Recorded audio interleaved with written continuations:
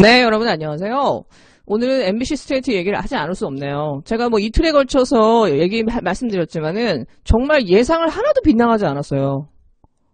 어저께 MBC 스트레이트가 시청률이 8.3%예요. 웬만한 드라마 시청률을 넘었거든요. 대박을 쳤고 지금 조회수만 하루 만에 수십만이에요. 여러분 한 번 더 보셔가지고 100만을 만들어주세요. 아무도 안 받아요. 달랑 4군데가 받았거든요. 굿모닝 충천, 뉴스엔, 싱글리스트, 재민일보 이런데, 데일리 텔레그래프. 그것도 지금 윤석열 장보의 그 349억 원대 잔고. 그리고 실형이 거의 확정돼서 다른 사람들은 전부 다 실형을 살았는데 혼자 빠져나온 그 병원. 실형 나온 병원 사기 있잖아요. 그렇게 해서 그 윤석열 장모가 면책각 써가지고 불기소 처분 받은 거, 그건 아예 다루지도 않았어요.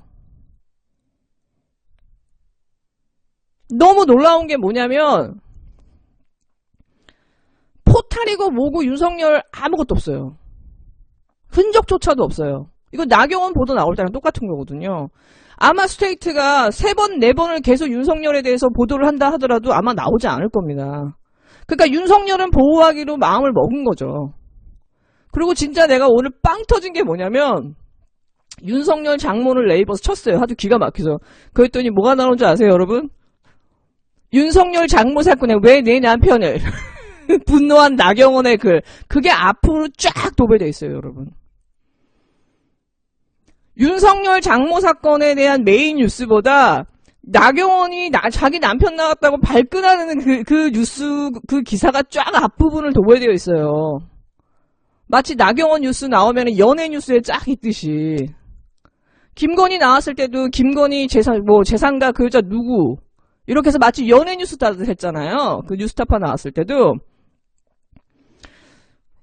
대한민국의 포탈과 이 기득권들이 숨기고 무시하는 사람들은 이유가 있어요, 여러분. 나경원하고 윤석열은 서로가 서로를 봐주죠. 나경원 수사 안 받습니다.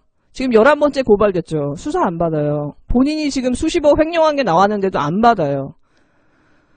윤석열 조사도 안 해요. 윤석열도 마찬가지예요. 어떤 비리가 나오고 어떤 게 나와도 수사도 안 하지만 기사도 안 써요. 법무부 장관 앞에서 짜장면집 아저씨 붙들어 놓고 난리를 쳤던 온 사소한 것까지 이 기자까지 다 파헤쳐가지고 가짜뉴스 썼던 그 기레기들이요. 기사를 안 내요. 100만 건 이상의 기사를 썼던 애들이 기사를 안 내요.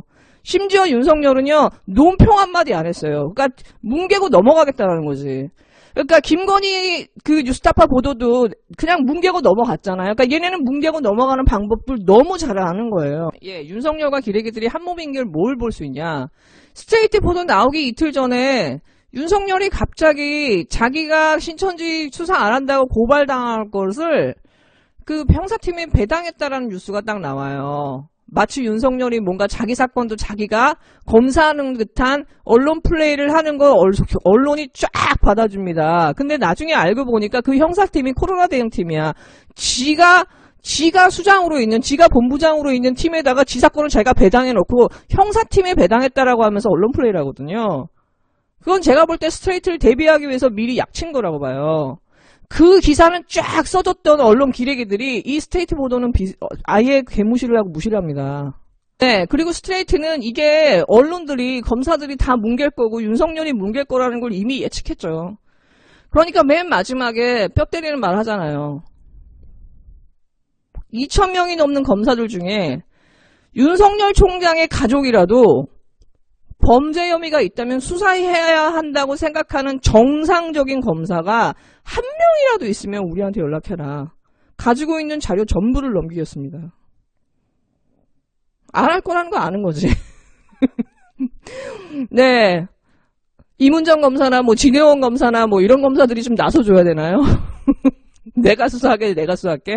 예, 윤석열은 제가 볼 때는 어차피 총선 끝나고 민주당이 일당이 되면은 윤석열은 자연스럽게 검찰 내부에서 권력투쟁으로 이 사람은 나올 수밖에 없어요. 사실은 어저께 스트레이트 방송은요 되게 깨알 같아요, 여러분. 첫 번째, 윤석열의 성격. 앞에서는 되게 정의로운 척, 자기랑 관계없는 척 했지만 나중에 알고 보니까 재판 끝날 때마다 장모한테 계속 전화해. 그리고 왜 그 소리 냈냐고 막 이러고. 예. 전혀 다른 캐릭터였다라는 거죠. 마치 그 윤대진, 내가 뭐 안 했어 알고 봤더니 나중에 본인이 소개해 준 거였어요. 거짓말을 너무 잘한 거죠. 그러니까 이 사람이 영본색에 무슨 주윤발이다 하는 그런 이미지나 무슨 뭐 재촉 검사라고 하는 거는 다 잘못 알려진 거예요. 스스로 만든 이미지인 거야. 왜? 겉으로 사람들이 보고 검사들이라는 게 아주 친하지 않은 이상은 그 사람하고 같이 생활하지 않은 그 사람의 본질을 모르잖아요.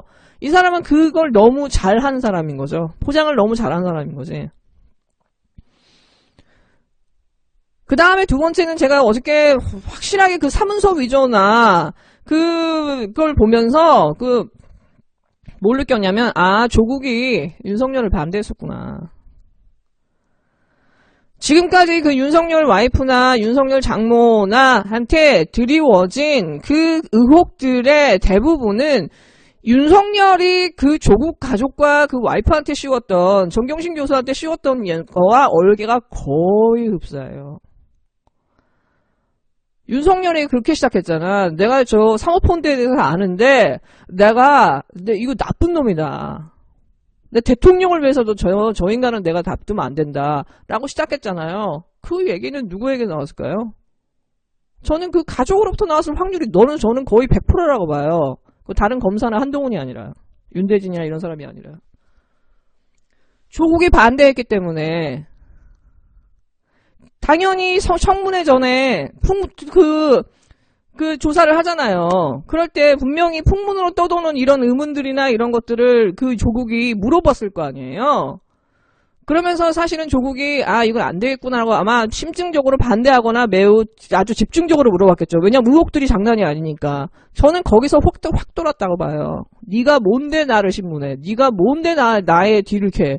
대통령도 나를 좋아하고 대통령이 나를 임명하게 된다는데 네가 뭔데 가만 안 둬. 저는 여기서부터 시작된 비극이라고 봅니다. 조국과 조국 가족에게.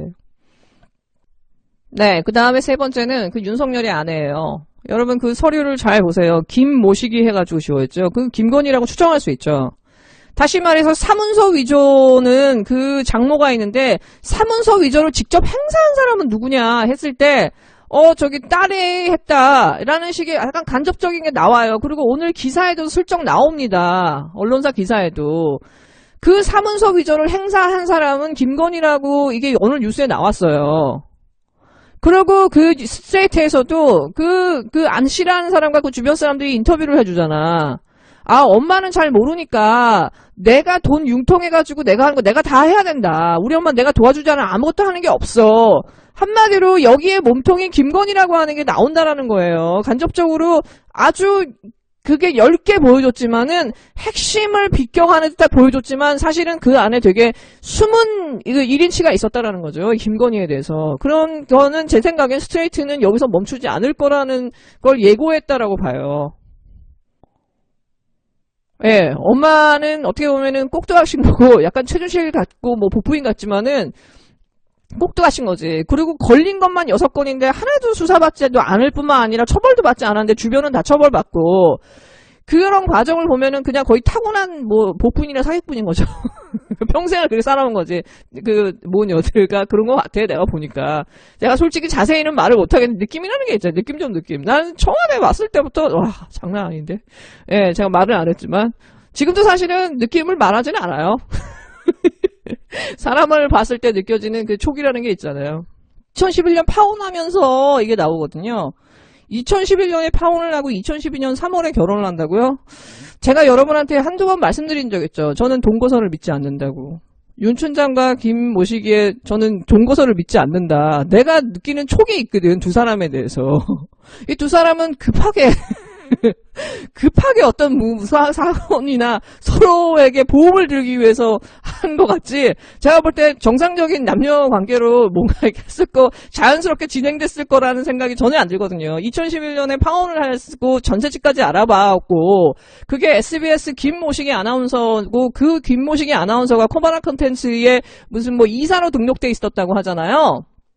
네, 그래서 대충 누군지는 나온 것 같은데 예, 그 사람과, 예, 해서 파혼까지 가는 정도의 관계라고 하면은, 2013년 3월에 급하게 결혼하는 거기까지가 연결이 안 돼요. 그래서 제가 동거선 믿지 않는다라고 말씀드린 게, 저는 제 나름의 촉이에요, 여러분. 하루 이틀만 버티면 돼. 하루 이틀만 언론이 조용하고 포탈이 조용하면은 나 넘어갈 수 있어. 뭉갤 수 있어. 라고 생각할지 모르지만 제가 볼 때 이거 뭉기기 쉽지 않을 것 같은데 스트레이트 보도가 한 번으로 끝날 것 같지 않아요. 제가 오늘 보도를 봐서는 그냥 슬쩍만 건드려서 슬쩍만 건드려준 것 같아. 네. 지금 그 슈퍼 전파자라고 하는 31번이 그 한마음 아파트의 그 확진자 그 42명인가 46명이었죠. 거기에 38명을 동시에 만났다라는 게 나왔어요. 저 진짜 그걸 보면서 소름이 끼칩니다. 이 사람이 지금 한 달 반 동안 지금 국가를 능멸한 거 아니에요. 온 국민을 능멸한 거 아니에요. 그러니까 이게 진짜 이 언론이나 국가를 갖고 놀면서 계속 거짓말을 하면서 있는 자기의 동선을 밝히지 않은 거예요.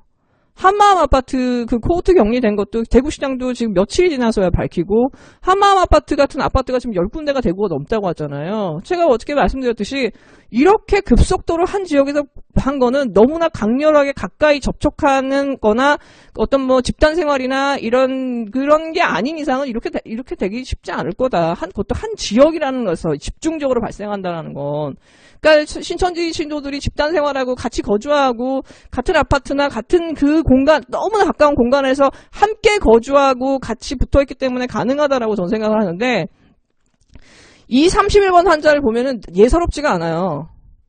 어떻게 이렇게 처음부터 거짓말을 하면서 아무데나 돌아다니고 사실은 교통사고가 났으니까 밝혀진 거지 밝혀지지 않았다면 지금도 우리는 역학구를 찾지 못했을지도 몰라요.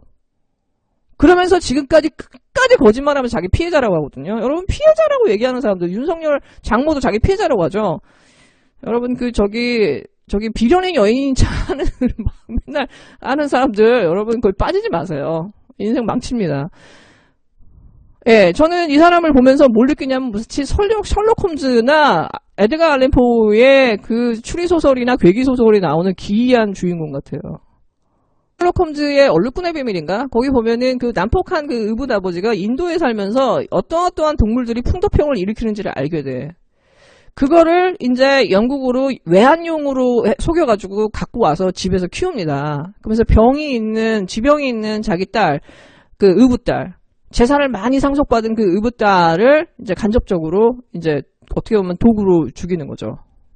네, 어저께도 박원순 시장 갔다가 이 신천지 사람들 거짓말 해가지고 빈손으로 돌아왔죠. 진짜 괴이합니다. 기이하고 괴이해요.